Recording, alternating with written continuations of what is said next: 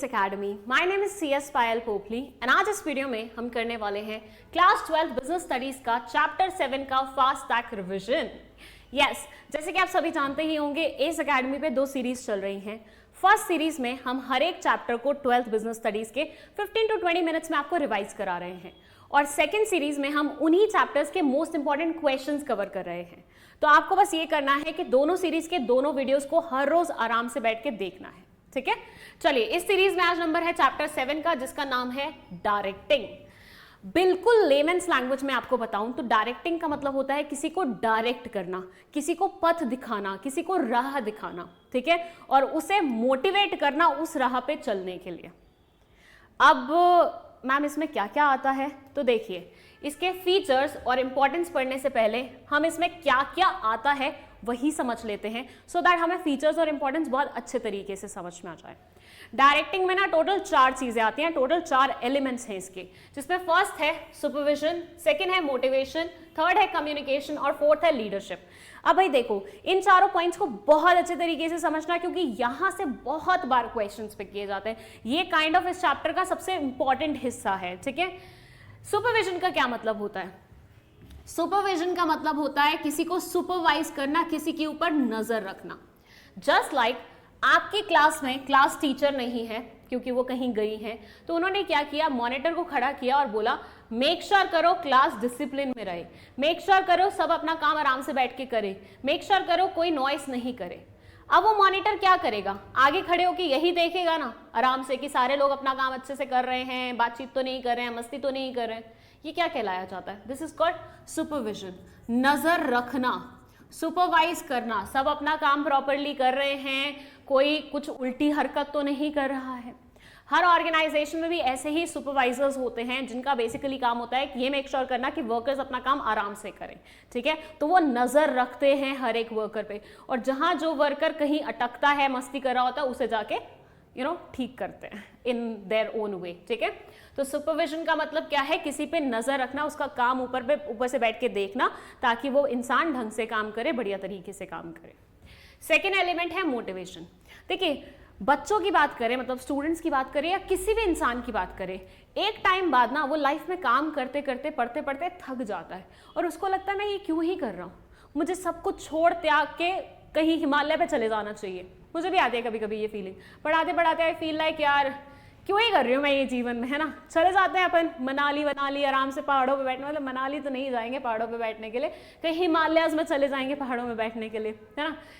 उस टाइम पे जरूरत होती है कि कोई इंसान आके हमें आश्वासन दे कि जो तुम कर रहे हो सही कर रहे हो, करो और अच्छा करो, तुम इससे बेटर कर सकते हो, तुम्हारे अंदर ये कैपेबिलिटी है, तुमसे हो पाएगा. ये सब बोले हमें, बस ये सब बोलना ही ना क्या कहलाया जाता है, मोटिवेशन कहलाया जाता है.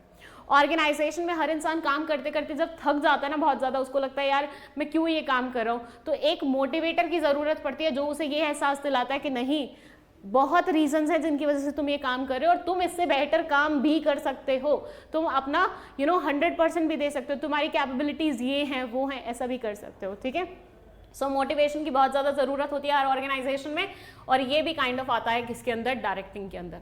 फिर आता है मोस्ट इंपॉर्टेंट पार्ट, कम्युनिकेशन. ये बोलते हैं गॉन आर दोज डेज जब लोग एक दूसरे के आईज पढ़ के या फिर उनके एक्सप्रेशन, फेशियल एक्सप्रेशन देख के समझ जाते थे चीज़ों को. आज की डेट में आपको कम्युनिकेट करना पड़ता है, बोलना पड़ता है, वार्तालाप करना पड़ता है, अपनी बात सामने वाले के सामने रखनी पड़ती है. ये बहुत इंपॉर्टेंट हिस्सा है हमारे ऑर्गेनाइजेशन के काम का. तो कम्युनिकेशन बेसिकली एक दूसरे से वार्तालाप करना आता है. अब कम्युनिकेशन भी ना 2 तरह की होती है, one is formal communication, another one is informal communication. नाम से ही समझ में आ रहा होगा, फॉर्मल कम्युनिकेशन बोले तो क्लास टीचर बच्चे से बात कर रही है कि आज तुमने होमवर्क नहीं किया, प्रिंसिपल टीचर से बात कर रहा है कि तुमने क्लास को क्यों नहीं अच्छे से काम कराया. ये सारे क्या हैं, ये फॉर्मल कम्युनिकेशन के हिस्से हैं, मतलब लोग बात कर रहे हैं लेकिन फॉर्मल अथॉरिटी के चलते हुए बात कर रहे हैं. और दूसरा इनफॉर्मल में आता है, एक दोस्त दूसरे दोस्त को बोल रहा है तूने बिग बॉस देखा क्या, एक दोस्त दूसरे दोस्त को बोल रहा है अरे इंडियाज गॉट लेटेंट का तुमने देखा क्या हाल हुआ. सो ये क्या हो गई, ये सारी इनफॉर्मल कम्युनिकेशन हो गई, जिसका फॉर्मल अथॉरिटी से कोई लेना देना नहीं है और कोई काम की बात नहीं है इसमें, बस आप अपने सोशल नीड्स को पूरा करने के लिए करते हैं. ठीक है, तो कम्युनिकेशन 2 तरह की होती है, फॉर्मल और इनफॉर्मल. लास्ट में आता है लीडरशिप, किसी को लीड करना. देखिए हर इंसान जो इस धरती पे पैदा हुआ है ना, उसके अंदर लीडरशिप स्किल्स नहीं होती। मतलब बोलते हैं होती है, आपको थोड़ा उस पर फोकस करना पड़ता है, this and that, but I personally feel नहीं होती है। कुछ लोग बॉर्न लीडर्स होते हैं और कुछ लोग के अंदर वो होती है बात और वो थोड़ा सीखने के बाद बन जाते हैं। बाकी जितनी भी जनता है ना, वो सारे फॉलोवर्स वाली है, वो बस दूसरों का पीछा करना जानती है। तो दूसरों का पीछा अगर आपको करवाना है, वर्कर्स को अगर आपके पीछे लगवाना है, तो आपको खुद को एक स्ट्रॉन्ग लीडर बनना पड़ेगा। तो डायरेक्टिंग में चौथा एलिमेंट आता है हमारा लीडरशिप का, जिसमें बेसिकली एक लीडर होता है जो बाकी सबको लीड करता है, बाकी सबको बताता है कैसे क्या करना है। आप खुद ही रियलाइज करना, आपके खुद के ग्रुप में ही एक इंसान ऐसा जरूर होगा जो पूरे ग्रुप को चलाने का काम करता है, बस वो लीडर ही है आपके ग्रुप का, और बाकी सारे क्या है, फॉलोवर्स है। हर ऑर्गेनाइजेशन में भी ऐसा ही होता है, एक लीडर की आवश्यकता पड़ती है ताकि वो सबको बताए कि क्या करना है, कैसे करना है, इंस्ट्रक्ट करे, डायरेक्ट करे और उनको आगे लेके जाए। ओके तो ये 4 एलिमेंट्स है डायरेक्टिंग के। सुपरविजन जिसमें हम नजर रखते हैं, मोटिवेशन जिसमें हम उनका मोरल बूस्ट करते हैं और उनको बोलते हैं तुम ऐसा कर सकते हो, कम्युनिकेशन में हम वार्तालाप करते हैं फॉर्मल और इनफॉर्मल तरीके से, और लीडरशिप में बेसिकली हम लीड करते हैं सो दैट सामने वाला इंसान जो फॉलोवर है आपका, वो आपके इंस्ट्रक्शंस पे काम कर सके, आपके अकॉर्डिंग काम कर सके और बढ़िया अपना भी ग्रोथ देख ले। ठीक है, ये बाकी की चीजें मैं बाद में आके कवर करती हूँ।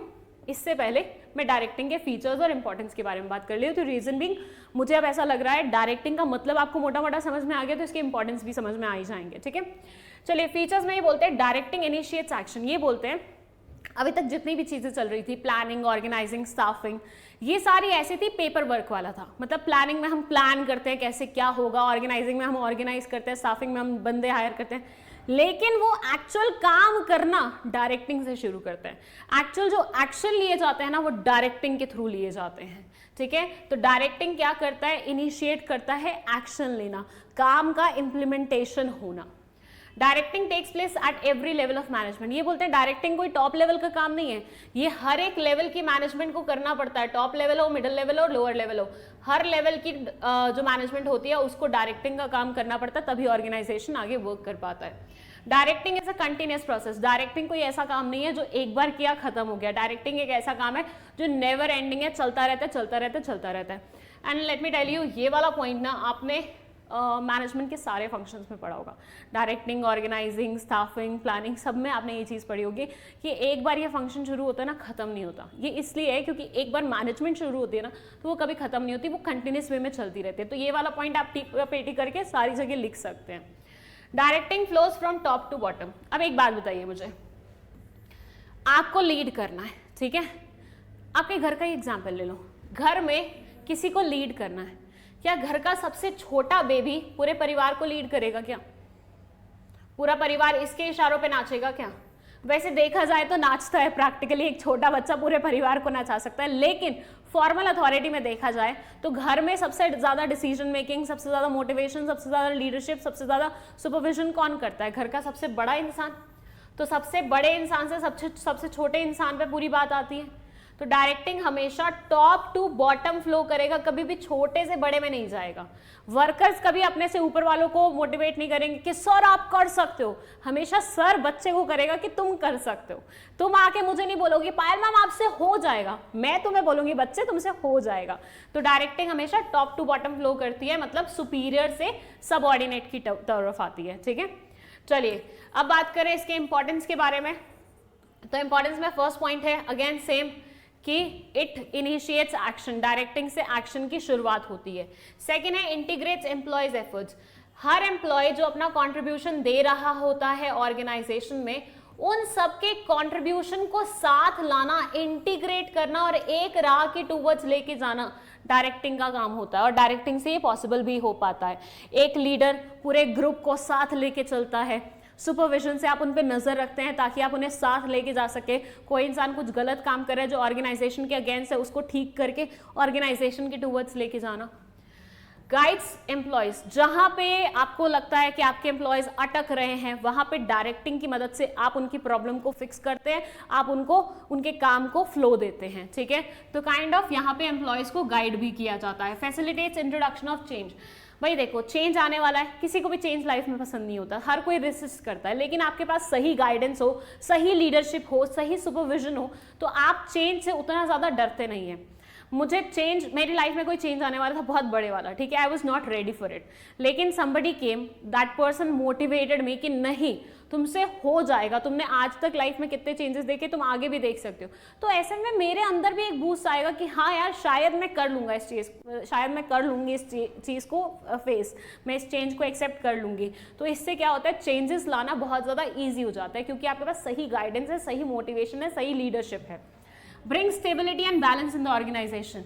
देखिए अगर कोई इंसान अच्छे से नज़र रखे हुए है, अच्छे से मोटिवेट कर रहा है, लीडरशिप दिखा रहा है, कम्युनिकेशन अच्छे से चल रही है, तो एक स्टेबिलिटी बनी रहती है ऑर्गेनाइजेशन में। कभी भी ऐसे नहीं चलता आपका ऑर्गेनाइजेशन, आपका ऑर्गेनाइजेशन ऐसे चलता है कि स्टेबल वे में चल रहा है, कोई दिक्कत नहीं है, कभी उतार चढ़ाव बहुत ज़्यादा ड्रास्टिक वे में नहीं देखने को मिलते, ठीक है। तो ये होगा फीचर्स एंड इंपॉर्टेंस किसके, डायरेक्टिंग के। Now let's talk about supervision का रोल। मैं पहले ये थोड़ा सा डिलीट कर देती हूँ सो दैट यहाँ पे मेरे लिए स्पेस बन जाए।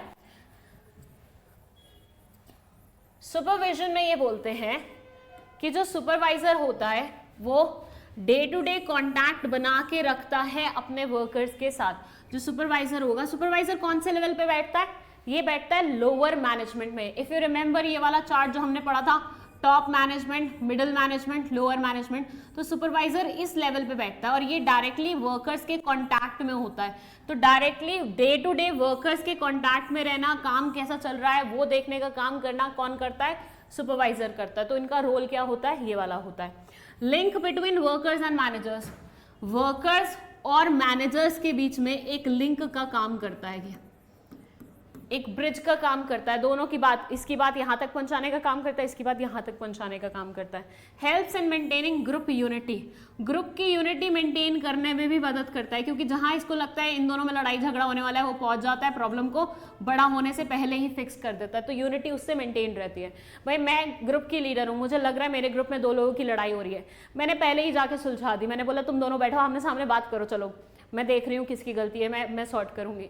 अब उससे क्या होगा, उन दोनों की जो लड़ाई एक्सट्रीम लेवल तक जा सकती थी वो वहीं पे फंस हो गई, तो मतलब वो आपस में बात करेंगे अच्छे से, तो उसके चलते हुए क्या होगा, हमारे ग्रुप की यूनिटी मेंटेन रहेगी हमेशा। Ensures performance of work. अब देखिए सुपरवाइजर का काम ही क्या होता है, सुपरवाइज करना कि वर्कर्स अच्छे से काम कर रहे हैं। तो ऑब्वियसली अगर वो सुपरवाइज अच्छे से करेगा तो वर्कर्स अच्छे से काम करेंगे, वर्कर्स अच्छे से काम करेंगे तो ऑर्गेनाइजेशन को टाइमली तौर पे सही तरीके से काम मिल जाएगा।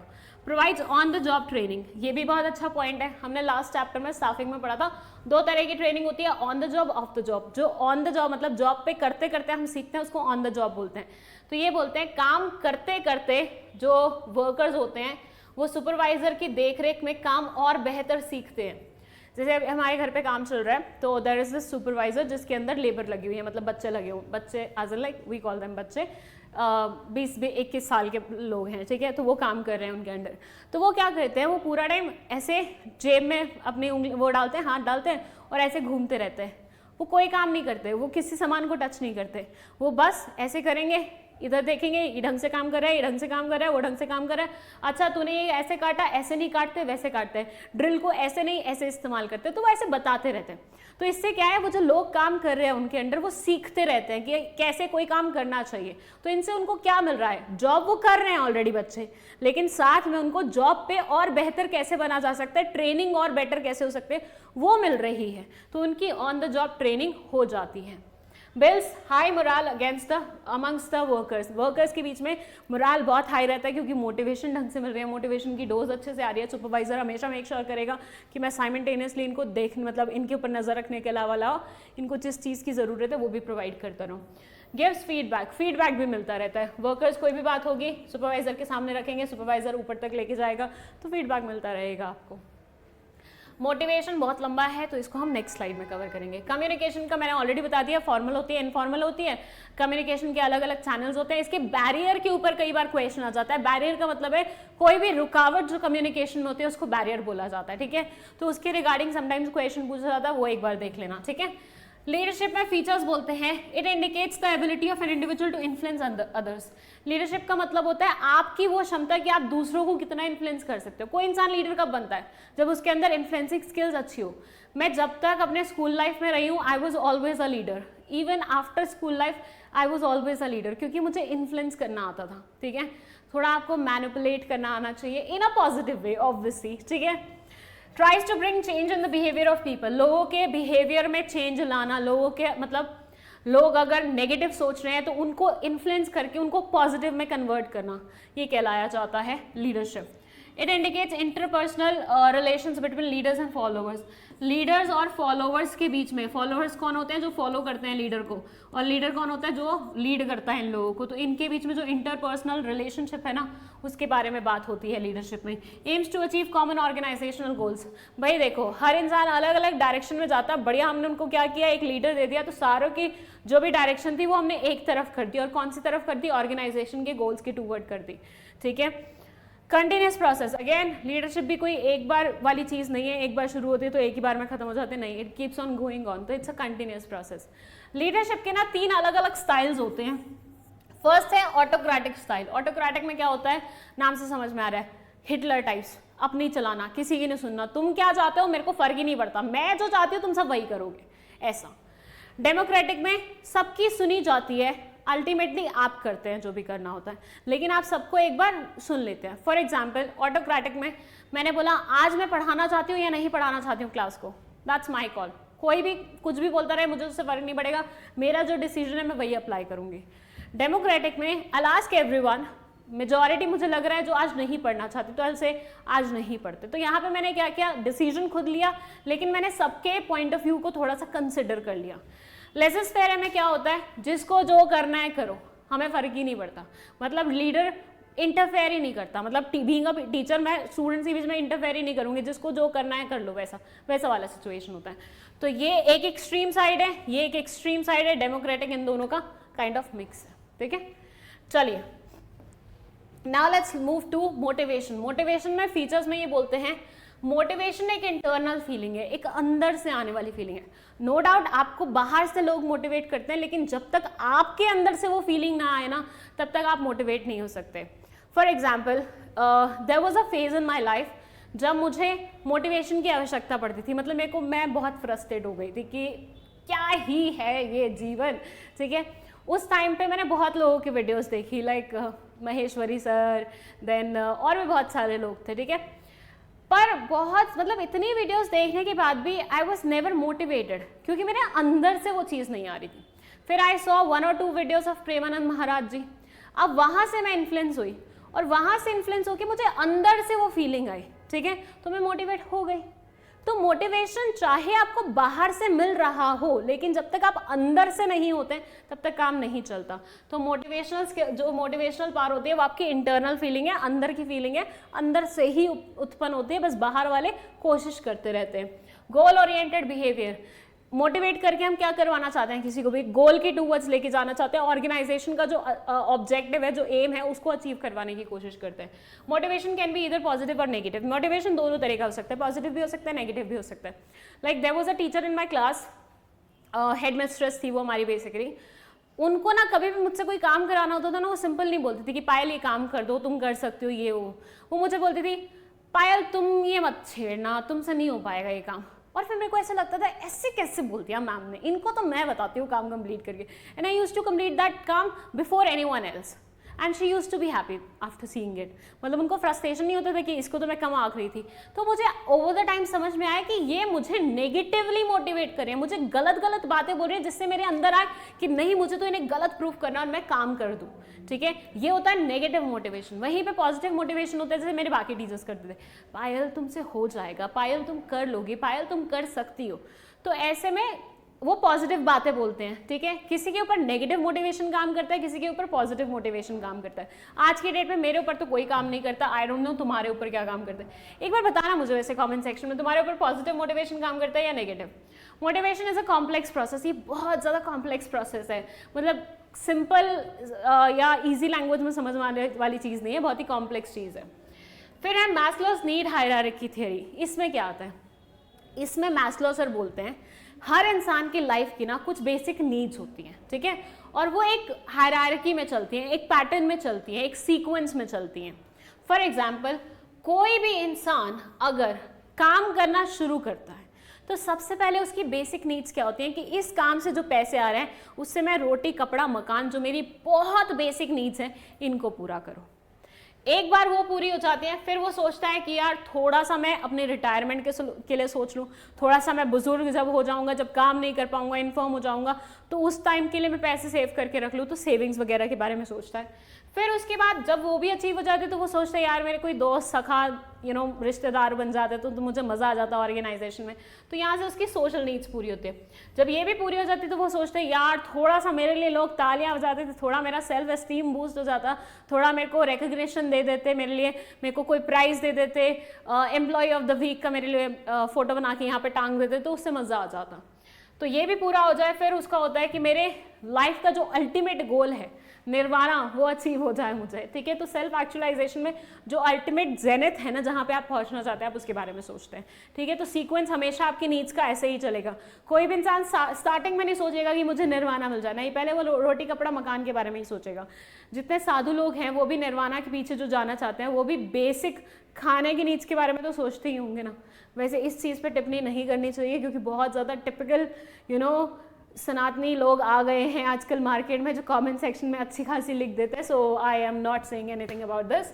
इंसेंटिव्स की बात करें तो दो तरह के इंसेंटिव्स होते हैं, one is financial, second one is non financial. नाम से समझ में आ रहा है, फाइनेंशियल मतलब जो पैसे से रिलेटेड होते हैं, ऐसे इंसेंटिव्स जो पैसे में तोले जाते हैं, और नॉन फाइनेंशियल मतलब जो पैसे में नहीं तोले जाते। बट इससे पहले इंसेंटिव का मतलब क्या होता है? इंसेंटिव का मतलब होता है आपको मिलने वाला कोई भी कॉम्पेंसेशन, मतलब मैंने कोई काम किया, उसके बदले में मुझे जो मिल रहा है या उसके साथ मुझे जो मिल रहा है, वो मेरा इंसेंटिव कहलाया जाएगा। ये मेरी मोटिवेशन पावर को स्ट्रॉन्ग करने के लिए होता है, क्योंकि अगर मैं जितना काम करी हूँ मुझे उसके बदले में उतना पैसा मिले, उतने बोनस मिले, उतना एक्स्ट्रा चीज़ें मिले, तो मैं और बढ़िया तरीके से काम करूँगी। तो इंसेंटिव्स वो रहता है। फाइनेंशियल इंसेंटिव्स में बोलते हैं पे एंड अलाउंसेस। मैंने 10 रुपये का काम किया, किसी ने मुझे 10 रुपये दे दिए, बात खत्म। प्रोडक्टिविटी लिंक्ड वेज इंसेंटिव्स, जितना मैं काम कर रही हूँ उतने के ही मुझे, मतलब उतना ही मुझे रेवेन्यू जनरेट हो रहा है। फॉर से आज मैंने 1 घंटा काम किया तो मुझे 1 घंटे के अकॉर्डिंग काम मिल गया, कल मैंने 2 घंटे काम किया तो मुझे 2 घंटे के अकॉर्डिंग काम मिल गया। तो यहाँ पे प्रोडक्टिविटी लिंक्ड आपके वेज इंसेंटिव होंगे। जितने घंटे आप काम करेंगे, जितना प्रोडक्टिवली वो काम आप काम करेंगे, उतना ही आपको रेवेन्यू जनरेट होगा। Bonus, Diwali bonus, Christmas bonus, मतलब अलग अलग ओकेशंस पे जो आपको बल्क में एकदम से पैसा या कुछ भी मिल जाता है, उसको हम बोनस का नाम देते हैं। प्रॉफिट शेयरिंग, आपके बॉस ने आपको अपना पार्टनर बना लिया, आप बोला कि नहीं सॉरी पार्टनर नहीं बनाया, पार्टनर नेक्स्ट में बनाएंगे। यहाँ पे वो बस बोल रहा है कि मैंने 100 रुपये का इस बार प्रॉफिट जनरेट किया है, 10 रुपये इसमें से तू रख ले, तो प्रॉफिट का एक हिस्सा आपको दे देना। ये भी क्या होता है? फाइनेंशियल इंसेंटिव होता है। वहीं पे एक होता है को पार्टनरशिप, मतलब मैं बॉस हूँ, मैंने किसी को अपने साथ पार्टनरशिप में रख लिया, उसको भी पार्टनर बना दे, तो यहाँ को पार्टनरशिप वाला इंसेंटिव होता है। रिटायरमेंट बेनिफिट्स, मेरे बुढ़ापे का इंतजाम कर दिया। परक्विसाइट्स, इसमें बेसिकली अलग अलग तरह के आपको इंसेंटिव्स मिलते हैं, जिसमें जैसे मान लीजिए रेंट वेंट या फिर घूमने का आपको मिल गया। जैसे बहुत सारे बैंक एम्प्लॉयज़ को मिलता है, हर 3 साल में उनको घूमने का मिलता है, हर 3 साल में उनको फर्नीचर बनवाने का मिलता है। तो ये सारी चीज़ें इसमें आ जाती है, पर्क्स आ जाते हैं बेसिकली, ठीक है। नॉन फाइनेंशियल में पैसे वाली चीज़ें नहीं आती, लेकिन ऐसी चीज़ें ज़रूर आती है जो आपको मोरल बूस्ट करती हैं, आप मोटिवेटेड रहते हो जिनसे। पहला है स्टेटस, आपको मतलब ऑर्गेनाइजेशन में एक ओहदा दे दिया तो आपका थोड़ा सा स्टेटस बड़ा हो गया, तो आपके अंदर हो जाएगा ना, छाती चौड़ी हो जाएगी कि हाँ अब तो मैं ये हूँ, अब तो मैं तोप हूँ। ऑर्गेनाइजेशनल क्लाइमेट, आपने क्लाइमेट इतना बढ़िया बनाया ऑर्गेनाइजेशन का कि कोई भी इंसान खुश होकर काम करता है, मोटिवेट होकर काम करता है। करियर एडवांसमेंट अपॉर्चुनिटी, आपको ऑर्गेनाइजेशन में ऐसी ट्रेनिंग्स, ऐसी डेवलपमेंट प्रोवाइड की है कि आपकी करियर भी अल्टीमेटली एनहेंस कर रही है। जॉब एनरिचमेंट, आपको जो काम दिया जा रहा है उसमें इतने सारे चैलेंजेस दिए जाते हैं, इतनी सारी अलग अलग वैरायटी का काम दिया जा रहा है, जिससे आपका मेंटल लेवल बढ़ रहा है, आपका नॉलेज बढ़ रहा है, आपका विजडम बढ़ रहा है। तो ये होता है जॉब एनरिचमेंट, मतलब एक ही जॉब में आपको बहुत सारी चीज़ें प्रोवाइड की जा रही है, बहुत सारी कॉम्प्लेक्सिटीज प्रोवाइड की जा रही है, जिसके चलते हुए आपका दिमाग ज़्यादा चलने लगता है। एम्प्लॉय रिकग्निशन प्रोग्राम, एम्प्लॉयज़ को रिकग्नाइज कराना, किसी ने कोई अच्छा काम किया है सरेआम खड़े होकर उसके लिए ताली बजवा देना। डोमिनोज में देखा है ना, डोमिनोज में हमेशा जाओगे तो एक काउंटर के पास ना फोटो लगी हो जाती है जिसमें लिखा होता है एम्प्लॉय ऑफ द वीक। उसमें क्या है? ये बेसिकली रिकग्नाइज कराने का तरीका है कि हम अपने एम्प्लॉयज़ को रिकग्नाइज कर रहे हैं, ठीक है। जॉब सिक्योरिटी, ये आश्वासन देना कि तुम्हारी जॉब नहीं जाएगी, ठीक है। उनको ये एम्प्लॉयज़ को हमेशा ये अंदर से फील आना चाहिए कि हम इस ऑर्गेनाइजेशन में परमानेंट है, कोई भी हमें निकालने वाला नहीं है। तो जॉब सिक्योरिटी। एम्प्लॉय पार्टिसिपेशन, कभी किसी मुद्दे पे ओपिनियन चाहिए, एम्प्लॉयज़ को बोल दिया चलिए आप बताइए अपना ओपिनियन, इससे क्या होगा, उनको लगेगा ये हमें मतलब हमसे पूछा जा रहा है, हमारी पार्टिसिपेशन मांगी जा रही है, तो यहाँ से भी उनका मोरल बूस्ट होगा। लास्ट है एम्प्लॉय एम्पावरमेंट, ऐसे काम करना जिससे अल्टीमेटली हर एक एम्प्लॉय एम्पावर हो सके कि कहीं अगर वो बाहर भी जाता है किसी और ऑर्गेनाइजेशन में भी तो भी उसको आसानी से अपॉर्चुनिटीज़ मिल जाए। ठीक है, तो ये थे नॉन फाइनेंशियल इंसेंटिव्स, ये थे फाइनेंशियल इंसेंटिव्स, और इसी के साथ हमारा ये चैप्टर यहीं पे कंप्लीट होता है। आई होप ये पूरा चैप्टर आपको बहुत अच्छे तरीके से समझ तो आ ही गया होगा, रिवाइज हो गया आपका। ठीक है, अब हम मिलते हैं हमारे इसी चैप्टर के मोस्ट इंपॉर्टेंट क्वेश्चंस पे नेक्स्ट वीडियो में, जो कि शाम को रिलीज होगी। तब तक के लिए रेस्ट करिए, बाकी चीज़ें रिवाइज कर लीजिए, बहुत कम समय बचा है, make the most out of it. ठीक है, थैंक यू सो मच।